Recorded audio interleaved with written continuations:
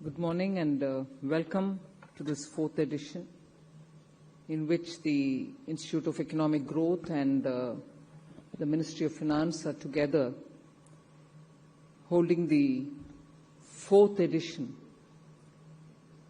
And I thank Shri N.K. Singh for persistently building on edition after edition,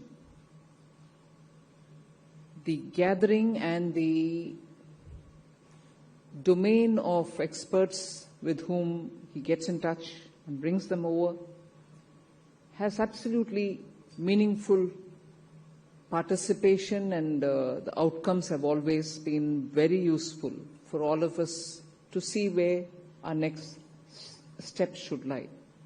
So in that regard, the fourth edition for me gives me the confidence that Indian policy making is guided by a good churn at the conclave, and the outcomes have not just helped in our policy making but also in holding global conferences, and the G20 of 2023 stands out as a classic example, where with some hope we were still able to get thinking heads and observers together to talk about the pressing issues as we saw then, which continue to be pressing issues today, of reforming the multilateral institutions. N.K. Singh did make an observation that further and further dilution of multilateral institutions is chiseling away, if I can say, or chipping away the confidence the global community had that somehow we will be able to come around to strengthening these institutions, because they were the ones which held out during times of need.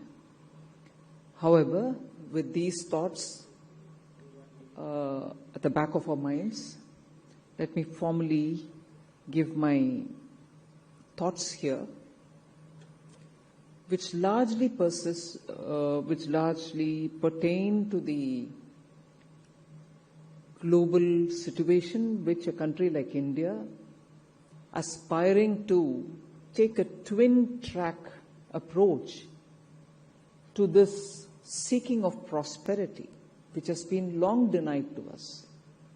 Not denied by anybody else, but denied by factors which didn't help us to project and move faster, some of our own making and some global situations and the uncertainties.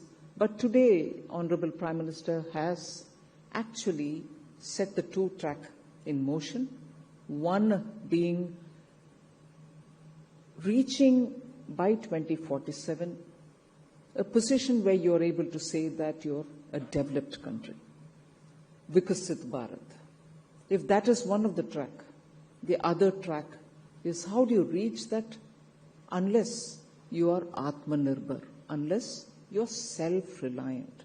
Largely, it does not for a moment mean that we want to shut our economy and make ourselves look inward.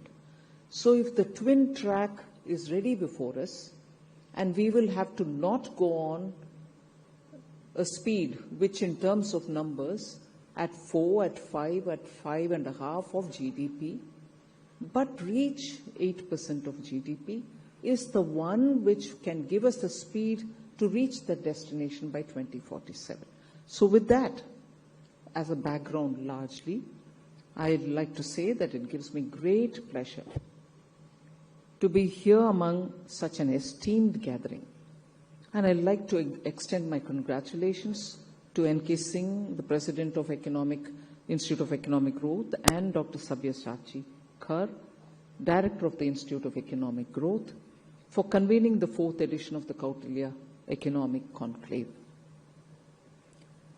We are in an era of unprecedented global uncertainty and volatility. This conclave provides an invaluable opportunity to bring together distinguished economists and policymakers sharing ideas and engaging in meaningful discussions to solve critical common challenges which most nations face is absolutely responsibility that this gathering cannot shirk away.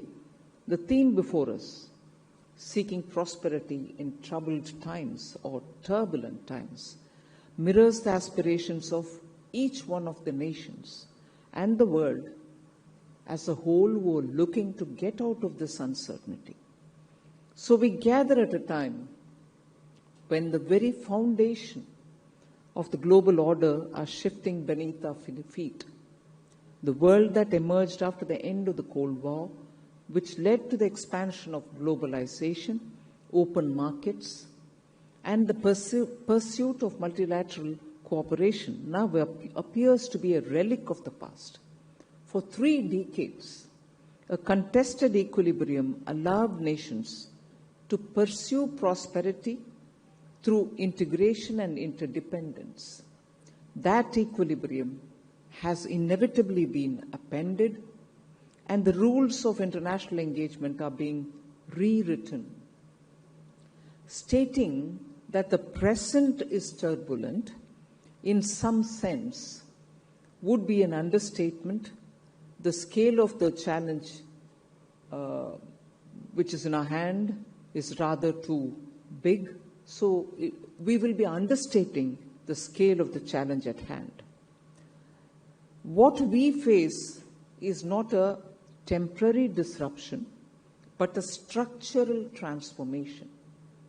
The question, therefore, is, and this is something on which I will request the gathering to ponder and come out with some answers, because none of what I'm going to say are answers to the problem which are in our hand. But problem exists and we'll have to find solutions.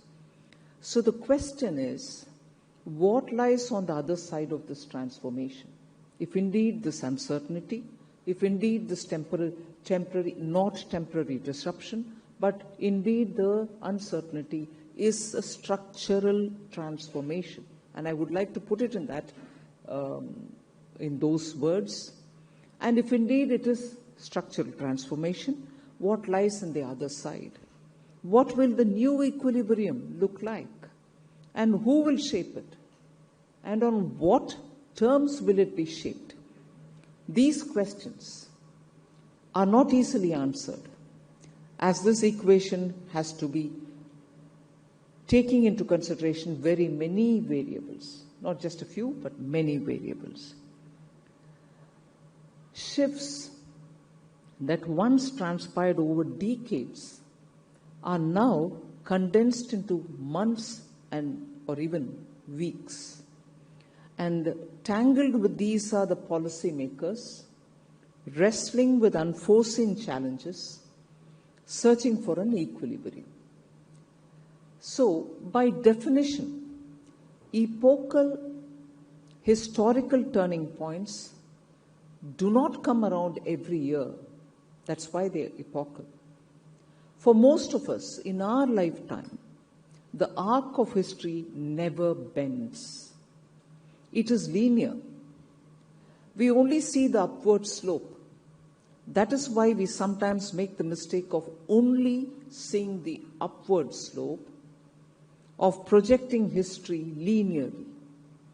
This is also why confidence in continuing with the confidence in continuity has rapidly waned as we experience the arc of history bending now, giving way to pervasive doubt. The global economy itself reflects this. And how? Low investment, high cost of capital, volatile energy prices, and the ever-present tension between growth, stability, and sustainability. For decades, many Asian nations absorbed the material gains of globalization without adopting the same political values that represented or underpinned the Western society. Today, they assert alternative models of growth and governance, drawing on their civilizational continuities. Their emergence questions the assumption of the Western liberal values are the only path to economic success. These nations have become central pillars of the global order in economic, political, and technological terms. The absolute dominance once enjoyed by a hegemon is now contested. In this context, therefore, India's rise as a stabilizing force is neither accidental nor transient. Instead, it results from a powerful combination of various factors. Improved quality of capital expenditure and reining in inflationary pressures has been consistent.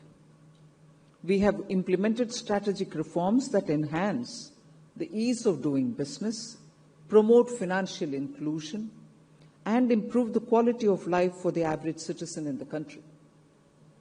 With the steady share of consumption and investment in the overall GDP over the years, India's growth is firmly anchored in its domestic factors, which minimizes the impact of external shocks on overall growth. As a result, the Indian economy is resilient, continues to grow sustainably. However, just as eternal vigilance is resilient, continues to grow sustainably. However, just as eternal vigilance is the price for liberty, eternal performance is the price of strategic independence. There is no room for complacency or self-regulation beyond a quiet confidence in our abilities to take the right decisions and to execute them. For many smaller developing nations, the current geopolitical environment poses fundamental questions. To be sure, there are risks and opportunities, but questions do loom large. Will the world remain unipolar? Or are we entering a truly multipolar age? If multipolarity is our future, what shape will it take? Will it be one of cooperative pluralism, where different models coexist? Or will it harden into rival blocs and spheres of influence?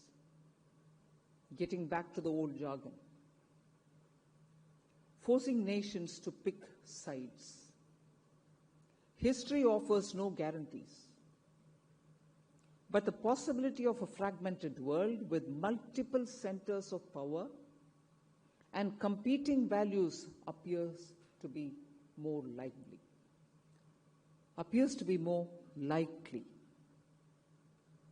So the trade-offs and imbalances, we need to spend a minute on that.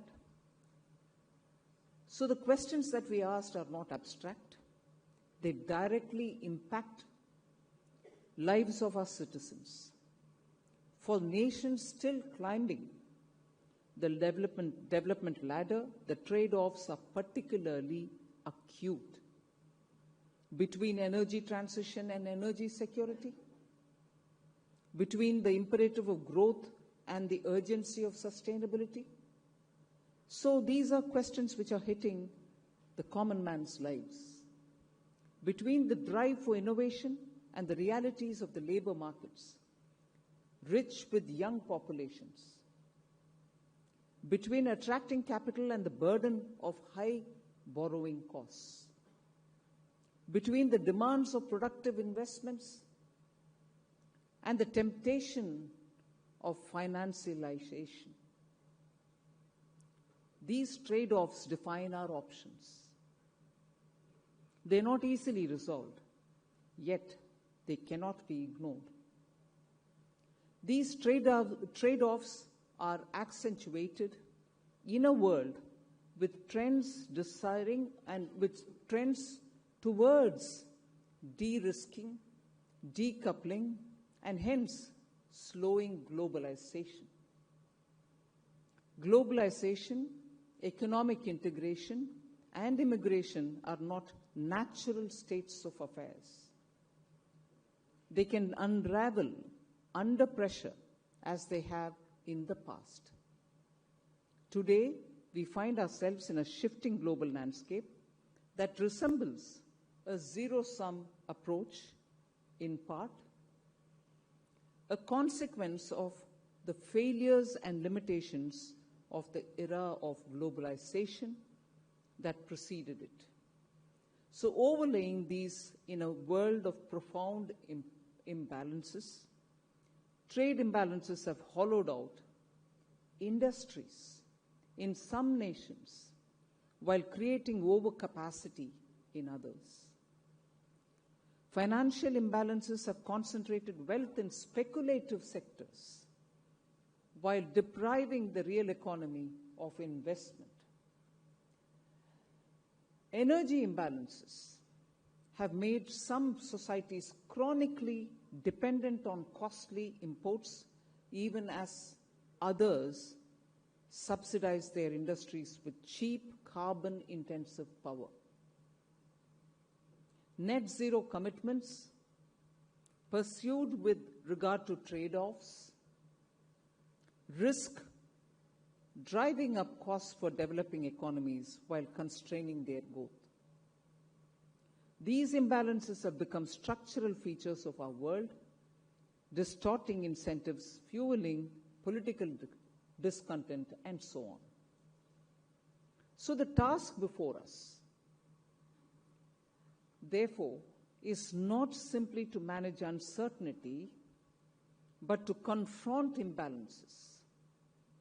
We must ask ourselves, how can we build a global order where trade is fair, finance serves productive ends, energy is both affordable and sustainable, and climate action aligns with development imperatives? How can international institutions be reformed to reflect today's realities rather than yesterday's hierarchies? And crucially, how can the voices of developing nations, no longer marginalized in rulemaking, be amplified in shaping the future? The choices we face are stark, and already we see efforts to reimagine the global financial system itself. Innovations like stable coins are transforming the landscape of money and capital inflows. These shifts may force nations to make binary choices, adapt to new monetary architecture, or risk exclusion. Such developments underscore the scale of transformation which is underway. They also remind us that no nation can insulate itself from the systemic changes. Whether we welcome these shifts or not, we must prepare to engage with them. At the same time, geopolitical conflicts are intensifying. Sanctions, tariffs, and decoupling strategies are reshaping global supply chains. For India, these dynamics highlight both vulnerability and resilience. Our capacity to absorb shocks is strong, while our economic leverage is evolving. Our choices will determine whether resilience becomes a foundation for leadership or merely a buffer against uncertainty. So in conclusion, history teaches us crises often precede renewal. The fragmentation we see today may give rise to more sustainable and unforeseen forms of cooperation. The challenge is to ensure that inclusive principles shape cooperation. For developing countries, this is a necessity, not just a romantic aspiration. We cannot afford to be passive spectators. In a world where decisions elsewhere determine our destinies, we must be active participants, shaping outcomes where possible and preserving autonomy where necessary. As we reflect on these issues, let us recognize that many of these questions I have raised today may not have clear answers. Indeed, it may be unwise to seek definitive answers at this stage. The value of this gathering lies precisely in its capacity to wrestle with uncertainty, recognize and examine imbalances, deliberate on trade-offs, particularly those of our time, and be open to the possibilities we may not have considered earlier. This must be the guiding vision for our takeaways from these 3-day conference. The themes before us are not isolated strands. They are a part of a single large tapestry.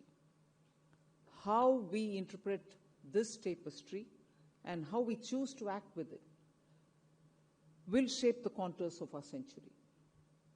It is a big ask and a big task. As more often than not, we tend to have a natural conflict of interest when contemplating adverse scenarios. If we accept them as possibilities, we must act and drastically refashion our lives. However, we must ask difficult questions and address their profound implications. If we are to make sense of seemingly inexplicable events, we have to stretch our mental faculties more than usual. Let us, therefore, treat this moment not only as a crisis but as an inflection point. Let us converse not only to ponder upon what future awaits us, but also to lay out the contours of the future we wish to create. And let us proceed with humility, that while history may sweep in wide arcs, the choices we make today will decide whether its currents carry us or help steer its course. Above all, let us weigh every possible option with intent and strive for constructive dialogue. In doing so, I think we'll ensure that the outcomes of this gathering can help sharpen our clarity and cast light on the shadows of an uncertain future. Thank you very much.